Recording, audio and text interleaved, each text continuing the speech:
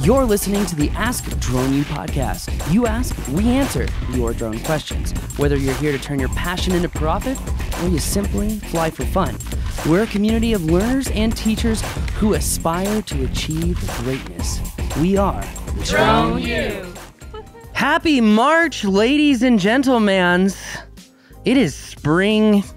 The clocks have moved forward, and that means lots of bitching. Lots of what? Bitching. Okay. About the clocks moving forward. Oh my gosh, I get so sick and tired of hearing about it. I was going to say a positive thing, that it's springtime, baby, and that means it's drone season. So way to stay positive. I ruined it. So I hope this spring, I hope that you've been working on your business. For everyone who's been in the coaching calls, by the way, last coaching call, we talked about someone who made a brochure for their business, and we talked about authenticity and how that communicates in photos. And I'm really excited because this month, I think I'm going down the rabbit hole on understanding methodologies for building up your organic presence on your website. So anyway, long story short is we got a great show today talking about understanding if you are augmenting your previous experience or your previous career with drone stuff, like you're augmenting your old career to do drone stuff. What is the best ethical means of utilizing your contacts to build up your network and grow your drone business? We're going to play the question here in a second, but it's really important to know that some of the most successful people that we have seen are one of two people. Person number one is someone augmenting an existing business or something that they were doing in the past, right? So you're using drones to now solve problems with a network that you were already into. Number two is the stalwart, I'm not going to give up, I'm going to do whatever it takes to make this work. And they're a contractor, they're independent, and they make it work no matter what. So as always, my name is Paul. My name's Rob. Grateful to be here with you. And we have a great show today regarding how to augment your existing business with drones, which is our question today. Before we get to that question, as always, we have a great sponsor for today regarding the experience training in May. One seat left. For this week's sponsor, it's actually the Drone U experience training.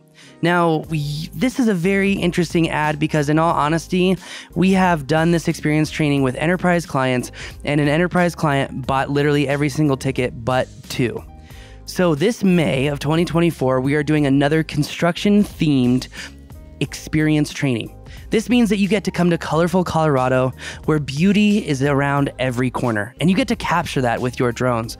But you also get to learn the workflow of mapping and modeling construction sites, flying Cinewhoop and doing drone tours through construction sites, and understanding how to create orthomosaics and other mapping deliverables that are going to be necessary for you to fly construction sites. Now, the benefit is these seats that are open, you are literally going to be next to a group of drone pilots that work for a very large Fortune 500 construction company. You're going to get to sit next to the horse's mouth as you learn all these things and drive relationships. Now, on top of that, the experience training covers your lodging, your food, and your boarding. You're going to get some very special food too from the newest of catering companies in Colorado called Bald Incorporated. He makes really good carne asada, anything, and does really good at barbecue do some too. enchiladas. Enchiladas por vida. Actually, those were some of the best enchiladas I've ever had. I put my heart and soul into those enchiladas. So if you want to join us for a 7-day-long training that's also gamified, where you have to compete to build those deliverables before you leave that week, then you do not want to miss this opportunity. Now, because this training is pretty much sold out minus one, maybe two tickets, we're not putting a website together. We're not having a sales page to go over all the benefits of this training. I've told it all to you right now. You're going to learn photo editing, video editing, orthomosaic construction, 3D modeling, flying Cinewhoops inside. You're going to learn how to do and create a video, marketing photos, and orthomosaic maps for all the deliverables that you would need for construction.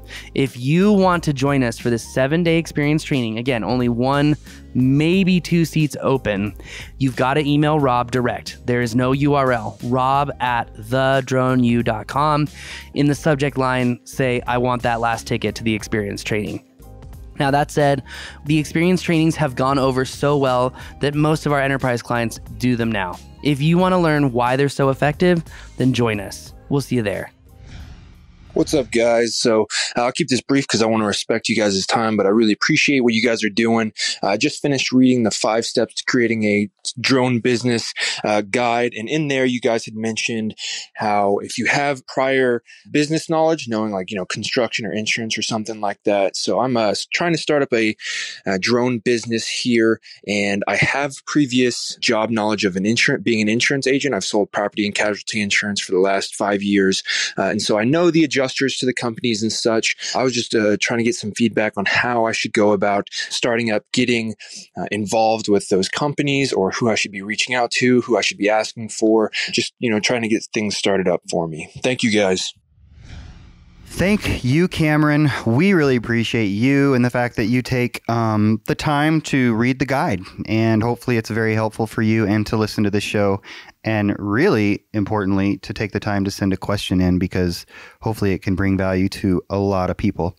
But yeah, no, he asked a great question. And I love that the question is a derivative of the guide, meaning you got the information, you're thinking it through, and then let's dig into, well, what does this actually mean and how do we take this to the world practically? Because that's when it matters. It does, 100%. So in this particular case, he's saying, okay, yes, I have prior experience. Like you said, that's a good thing. It's one of the top 5 that you put in the guide.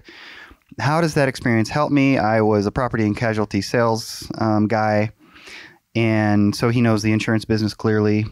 Worked with adjusters, etc. So there's some experience and knowledge there. And not life insurance or health insurance. It's pretty clear that he's talking about like auto insurance. Correct. Or homeowners. Property and casualty. Exactly. Right. Sorry. Mm-hmm. Sorry for the specific terms. No, you're good. No, you're good. I'm just, making sure that we're all talking about the same thing. My point, though, is that there are drone-related use cases in property and casualty. Absolutely. I saw recently that a representative went to an FCC hearing arguing that DJI should not be allowed to fly drones in the United States because DJI drones can read your heart rate and showcase that back to China. And just to clarify, there are no drones used in healthcare insurance adjustments. I just want to make that really clear for our senators and congressmen that listen to the show, because they do. So I know it's kind of funny to all of you drone pilots out there, but yes, that is actually a very real misconception. So when it comes to, utilizing your existing contacts, Rob, what do you, let's let you take the reins on this, because you've got a great track record of leading people into very eloquent and succinctful ways of communicating. I like that word, succinctful. It's succinctful. I'm politicking. That's funny, the turn succinct into succinctful. Hey, you know what? The irony is in a single word. That's fun. Anyway. Look, if Merriam-Webster's dictionary is going to say that drip means clothing, succinctful's fine. No, I love succinctful. Start using it. So the way that I look at this in terms of how can Cameron benefit from this previous experience knowledge, it's about a couple of things from my perspective. And it's about a lot more that I'm sure Paul will add. But one is, people, right? So anytime you start a business, one of the first things, like if you were to have a coach or something, and this happens a lot in sales, for example, one of the first things people tell you to do is determine what your circle is. And then they might say a couple of circles. So your like close friends and family would be kind of your smaller circle. And then you expand to business associates that you believe know, like, and trust you, right? And so because you have experience in the industry, you already have sort of a warm connection, if you will, to people that are also in the industry. And so that's number one, is that you have contacts. So I know that seems oversimplified, but that's really important. And then I think number two is a lot of the language. So one of the things you're trying to do as a business owner, as a drone pilot specifically, is you're trying to bring value to these folks. Well, what is going to be valuable to them?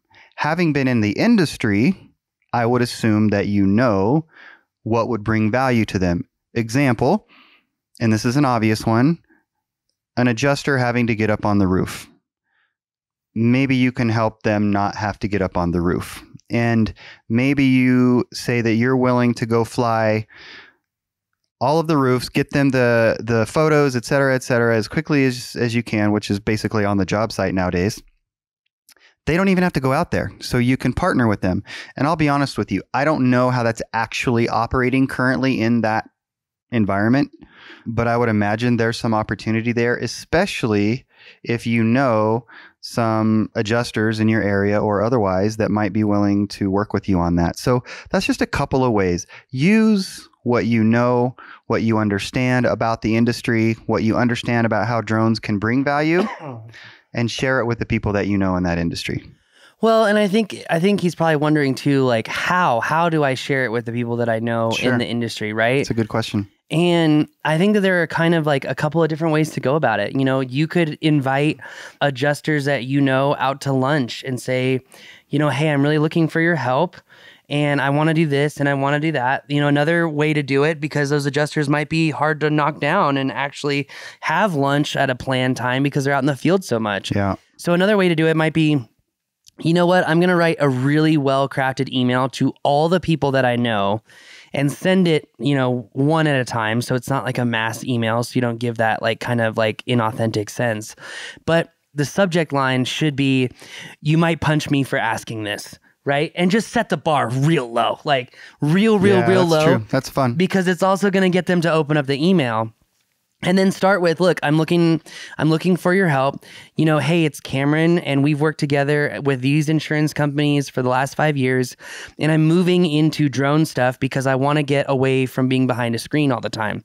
And look, I'm really looking for your help.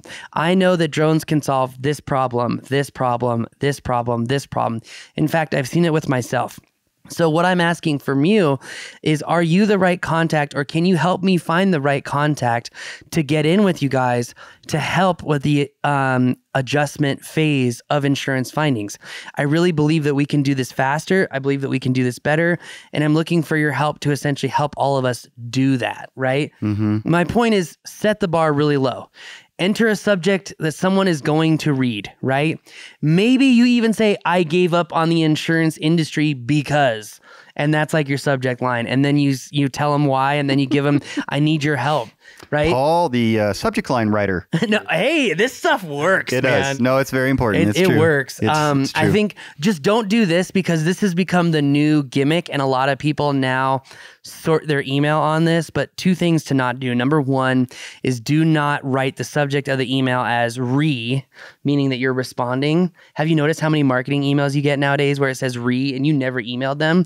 I hate that, because you're lying to me. How can I trust you ever if you're lying to me in the first sentence of communication? Why would I ever work with you? Okay, that's number one. Well, it's usually some hacker at this point trying to. Yes. Number two, never do this. And what I'm saying is, never write the word unsubscribe in an email. The reason is, and we need to do this for us too, even if we add a dash for un-subscribe. I did this in my own email and it works flawlessly. Like literally, you can even see the delta in emails that I get between accounts, because this has the filter and this doesn't. But I filter in my email that any email that comes through that has the word unsubscribe in it, automatically send it to spam. And so I don't get a lot of emails now, and it's glorious because I hate email. I really can't stand email. The book on over communication was so perfect regarding email. Voice to text, I think, is the best thing ever, but that's me. When you pair voice to text with project management software, you're right, Rob. I know, I saw that coming. Anyway, so I bring this all up because I think it's really important that no matter how you communicate, where it's a personal lunch, where you're trying to say, hey, I'm moving into this field. These are the problems that I see all of us having. This is how I want to solve them. Can you help me do it? The one thing that I worry about, Rob, is, do you think by reaching out to other adjusters and saying, hey, I think there's a better way to do this job, do you think he's going to get a lot of negative pushback? Well, I think you're always going to have the people in the industry that like the way that it's done. They're comfortable with the way that it's done. They're comfortable with their income. But anytime that there's a disruptor, I don't think you can really worry about that. So I was maybe they need to have a really good calibrated question then for the person's like, well, why would I help you take over what I'm doing for this company and do it more efficiently, blah, blah, blah. And that's when you say, oh, well, how can you expect to not be willing to change and evolve and adapt? Aren't you afraid that if you didn't evolve and adapt, that over time that you'd just be like cycled out anyway? Yeah. It's a fine line between confrontational and trying to help them and make it a mutually beneficial arrangement. But I would imagine you're going to run into that. I think the drone space has brought that feeling, that friction about in a lot of different ways. Yeah. And ultimately you got to push through and find the right people because they're out there. One of the other things that comes to mind, and you didn't say where your background was. We know it was property casualty. You did mention that, but we don't know if it was, say, for example, one of the primaries like an Allstate and even Allstate now, I think this could apply to, maybe not quite as much, or if it was a brokerage. So back in the day when we had our mortgage company, we also had an insurance agency, and the insurance agency was a brokerage. So we, of course, had relationships with all the major insurers. And my point is, those are a lot of great contacts if you have them. And like Paul said, I think if you've got relationships with those folks, those that we worked with, generally speaking, they were just another group of nice people, right? And even if it's just a conversation to ask them, maybe what are they hearing? The point is talk to people. It's one of the things that came up. It was really interesting I was telling Paul, if you guys haven't seen the series, The Diplomat on Netflix, and in the last episode, the former diplomat, the husband of the wife who's now in the position, who the show's primarily about, he gives a speech. And what he's saying is that we would tend to, in this position, like avoid talking to the bad people, to the terrorists, to and you can see why, right?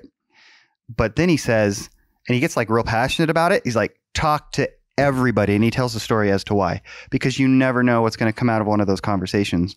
And honestly, it's just a TV show, but there were some really good points that I took to heart. And I don't know. Who do you know? Talk to them. Just start having conversations with people, because you have an advantage within that industry that 95 plus of your competitors do not have. And that could be as simple as speaking the right language and knowing the right words and the vernacular. Or knowing where these people hang out. And I don't mean like in a weird, spooky way or creepy way, but I'm talking about like seminars or the local groups, or because we talk about that a lot, right? I know that you go to Topgolf on Tuesday evenings. And you're just there sitting there. Well, hey, nice. Man, I got this new 9-iron. You want to try it? Good shot.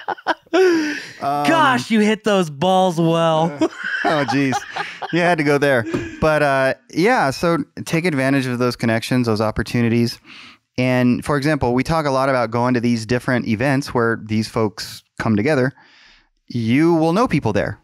Others will probably not even want to go because they don't know people there.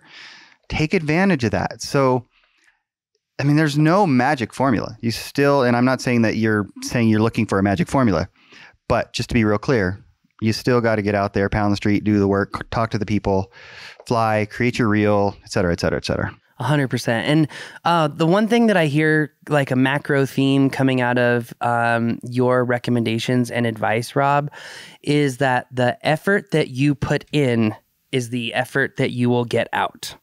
And I think a lot of people give up easily, and they'll do like cold calls, or they'll do cold emails, or they'll reach out to people, and like 4 or 5 get back to them and they're like, no.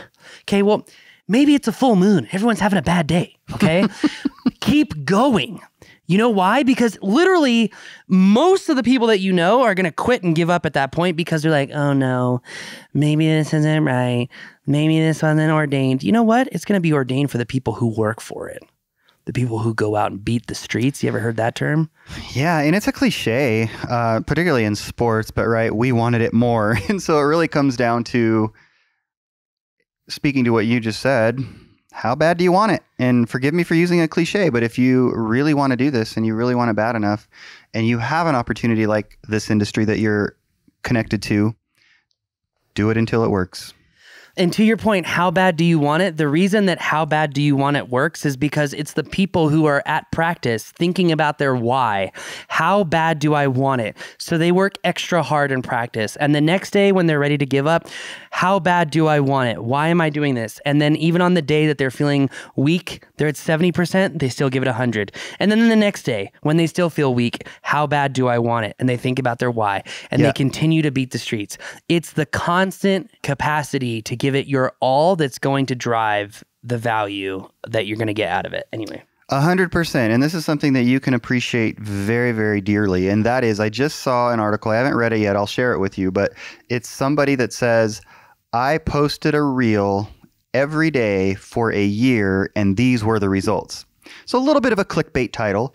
But the point is, how many people would do that? I know you would. I did that exactly last year. I know you did. I know. And we got 194,000 likes on one reel. Anyway. Yeah, so no, it works. But the point is, do you think that after 30 days, maybe even 90 days, maybe even 180 days, that person was getting results that were like, maybe, but it probably hit a point, an inflection point, like the hockey stick thing, right? That happens in so many different elements of what we all do. My guess is that the type of person that was willing to do this for an entire year, probably still doing it. That wasn't the point of the article, but that was willing to do it for an entire year, probably pushed through at various points along the way when it felt like it wasn't worth it. And that's what it's going to take, I believe. We've been doing this, almost 11 years now, 10, 11 years. Can we both say there have been times when we were like, what the hell are we doing? Extended periods of time. So we feel you. And believe it or not, it happens more than you think for reasons you couldn't imagine. As my dad used to say, let's be honest. At the point that everyone is going to quit and give up, they're going to quit and give up. It's the people who make a mental decision to not quit and give up that end up being successful. Now, there is a point, you can't be delusional, okay? But there is a point where one of the top 7 traits of the most successful entrepreneurs, unrealistic optimism. Yeah. So yeah, on that bombshell, that's going to do it for us today. My name is Paul. My name is Rob. Thank you for joining us on another episode of Ask Drone U. Please put your questions at askdroneu.com. We're going to be doing a big series talking about drone programs and what we've learned training some of the most successful drone programs in the country. If you didn't read the PR recently about the New York Power Authority and what we did with them, thanks to our work from PJ, really, here in the company, we're going to be talking a lot about drone programs because we see a lot of drone pilots too who have this maturing stage where, they become a drone pilot and then they manage other drone pilots and then they become a drone pilot program manager. There's really a lot of different stuff that goes into this that is so critical and so important. And this could be your kind of life cycle and journey as well too. So something to consider. If you have questions regarding drone programs, throw them in, please. AskDroneU.com.